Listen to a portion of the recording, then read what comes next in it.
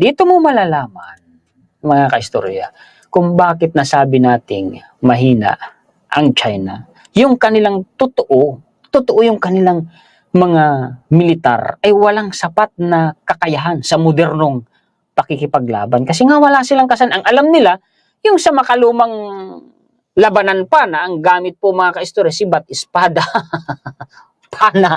No? Sabi kasi mga kaistorya, sa invasion daw po ng China sa Taiwan ay gagamit sila ng civilian RORO sa halip na warship. Bakit ganon? Ang dami nila, sila ang itunuturing na bilang sa bilang in terms of number, hindi sa lakas. Sa bilang, sila ang pinakamarami na bilang sa Navy. Oo, bakit gagamit sila ng civilian RORO?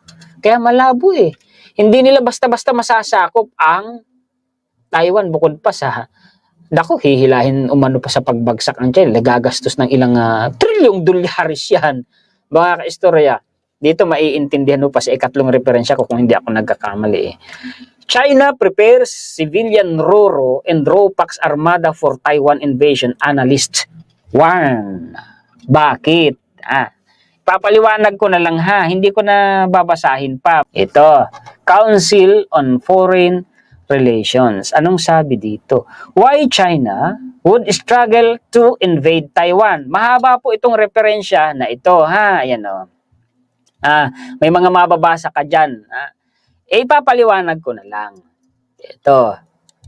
Kasi mga kaistorya, unang-una, mababaw po ang katubigan, paligid ng katubigan ng Taiwan. Mahihirapan dong makasadsad yung mga warships nila. Kung mahihirapan sila bago pa sila makadaong, wala na. Pulbos na sila ng puwersa ng Taiwan at ng allied countries ng Taiwan, kagaya ng Amerika.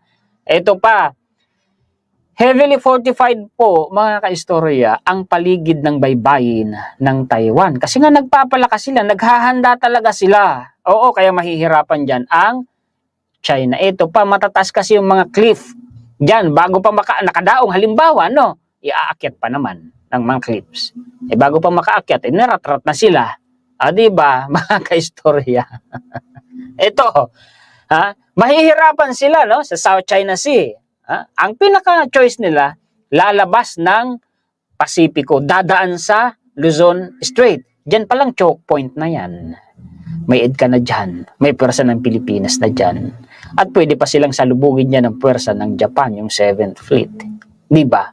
So alam nila na makakarampot ang tsansa din nila sa Pasipiko. Isa yan kung bakit mahihirapan sila. At ang sabi, kung bakit gagamit ng civilian RORO, kasi nga po, mababaw ang katubigan sa paligid ng Taiwan. Mahihirapan yung warship nila. Sige, may choice. Fighter jets, pwede. Aircraft carrier.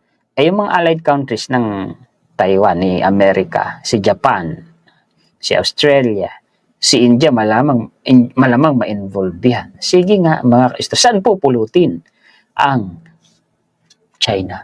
Si Taiwan, parte po yan ng first island chain. Nandun siya sa pwesto na choke point sa Luzon Strait or Bashi Channel. Ginawa natin ng ng content. Bantay sarado na po yan ng puwersa ng Amerika at ng Pilipinas, yung choke point na yan. At alam nyo, ito pa, yung choke point na yan, yung Luzon Strait, Bashi Channel, ang dami po dyan mga kaistorya sa ilalim ng dagat na nakalinya na submarine cable, internet at telepono po yun. Posibleng ikat ng China yon. Kung sakali, mga kaistorya, na nandun na sa halimbawa, labanhan. Kasi isang taktika yun, yung ikakat mo yung communication ng kalaban mong bansa. Kaya nga gusto ni Taiwan, makapag-access sila, mga kaistorya, sa Starlink ni Elon Musk. Kasi alam nila yung possibility na yun. Anyway, ang kagandahan dito, nababantayan na yan ng puwersa ng Amerika. Yung submarine nga nila yung mga satellite pa, mga kaistorya. Kaya nga itong China, wala nang kawala. Kaya nga asar na yan. Dahil kahit saan sila pumunta, natutuntun sila, nalalaman yung posisyon nila Diba? Mga kaistorya. Kaya yan kagalingan. Talagang magaling ang taktika ni Presidente BBM. Magaling. Talagang nasakal ang China. Hindi na sila makabuelo. Wala na. Sige, balik tayo sa Taiwan. Fighter jets. makaka-counter naman. Sige, missile. Yung missile ng allied countries natin, saan pupulutin nga? Malamang itong si Russia kasi kakampiyan eh. Si Russia, busy sila sa Ukraine. Dadagdag ba ng pagkagagastusan? Sa loob ng isang araw, kulang-kulang 1,000, mahigit 900 na sundalo na lagas sa Russia. Lit-lit na bansa ni Ukraine. Hindi po matalo-talo ni Russia. Tapos dadagdag pa siya ng problema, tutulong siya sa China. O saan siya pupulutin? Di ba, mga kaistorya? Yan ang senaryo eh. Yan ang senaryo posibleng mangyari. Kaya sinasabi dito, sa referensya, nagagamit ng civilian ruro, ay pagka ganoon, di ang nangyari, nabilad yung kahinaan ng China. Alam nila yun. Alam nila yun. Hindi basta-basta sasabi, huwag kayo magpapaniwala sa mga pro-China, mga kaistorya. Hindi yan mangyayari ng basta-basta. Ang ginagawa ng China, di ba? Mismong Navy na natin ang nagsabi. Ang ginagawa nito ni China ay yung taktika ni Sun Tzu, yung art of war or art of deception na ikay mahina ang China kaya nagkukunwaring malakas. Kapag malakas magkunwaring mahina, nagkukunwari silang malakas ngayon. Sabi, wala naman daw pong sapat na karanasan o kakayahan itong si China, yung militar nila sa modernong labanan. Marami pa silang kakaining bigas. Yan ang sabi ng Navy natin eh. Totoo naman yun. Totoo yun. Ikumpara mo sa Japan at sa Germany. Subok.